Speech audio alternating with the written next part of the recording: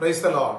പ്രഭാതത്തിലെ ധ്യാനത്തിനായിട്ട് യോഹന്നാന്റെ സുവിശേഷം 15-ാം അധ്യായം 2-ാമത്തെ വാക്യം ഇങ്ങനെ പറയുന്നു: കായ്ക്കുന്ന കൊമ്പുകൾക്ക് അധികം ഫലം കായ്ക്കുവാൻ ചെത്തി വെടിപ്പാക്കും. ദൈവത്തിന് സ്തോത്രം.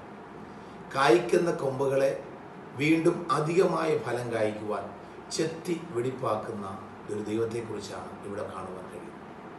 എന്നെ ശ്രദ്ധിക്കുന്ന വാത്സല്യ സഹോദരങ്ങളെ, നാം കായ്ക്കുന്ന കൊമ്പുകളായതുകൊണ്ടാണ് ദൈവം നമ്മുടെ ജീവിതത്തിൽ ചില കഷ്ടതകൾ ഇട്ട് തരുന്നത്, ചില പ്രയാസങ്ങൾ നമ്മുടെ ജീവിതത്തിൽ വരുന്നത്. ആ പ്രയാസങ്ങളെ ഓർത്ത് പലപ്പോഴും നമ്മൾ ഭാരപ്പെടാറുണ്ട്. ആ പ്രയാസങ്ങളെ ഓർത്ത് നമ്മൾ പലപ്പോഴും ദൈവത്തോട് പരിഭവം പറയാറുണ്ട്. പക്ഷേ യോഹന്നാന്റെ സുവിശേഷത്തിൽ ഇങ്ങനെയാണ് പരിശുദ്ധാത്മാവ് നമ്മെ ഓർപ്പിക്കുന്നത്: കായ്ക്കുന്ന മരം, കായ്ക്കുന്ന വൃക്ഷം അത് അധികം ഫലം നൽകണമെങ്കിൽ അതിനൊരു ചെത്തി വെടിപ്പാക്കലുണ്ടാകണം. ഈ നാളുകളിൽ നമ്മൾ ചില കഷ്ടതയിലൂടെയും പ്രയാസങ്ങളിലൂടെയും കടന്നു പോകുന്നെങ്കിൽ ഓർത്തുകൊള്ളുക, അത് ദൈവം നമ്മെ അധികം ഫലം കായ്ക്കുവാൻ വേണ്ടി നമ്മളെ ചെത്തുന്നതല്ലേ.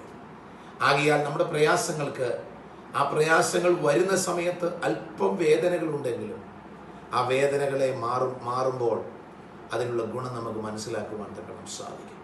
നമ്മുടെ ദൈവം കഷ്ടതയിൽ നമുക്ക് ബലം നൽകുന്ന ദൈവമാണ്. നമ്മുടെ ദൈവം നമ്മുടെ സങ്കടങ്ങളിൽ നമുക്ക് ആശ്വാസം നൽകുന്ന ദൈവമാണ്. നമ്മുടെ ദൈവം നമ്മുടെ കണ്ണുനീരിനെ തുടയ്ക്കുന്ന ദൈവമാണ്.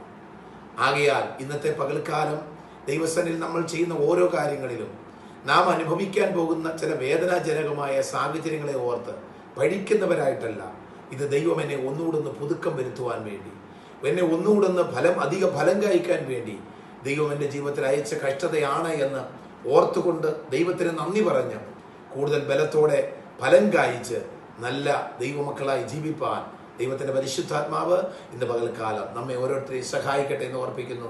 ദൈവം നമ്മെ എല്ലാവരെയും ഈ വചനങ്ങളാൽ അനുഗ്രഹിക്കും.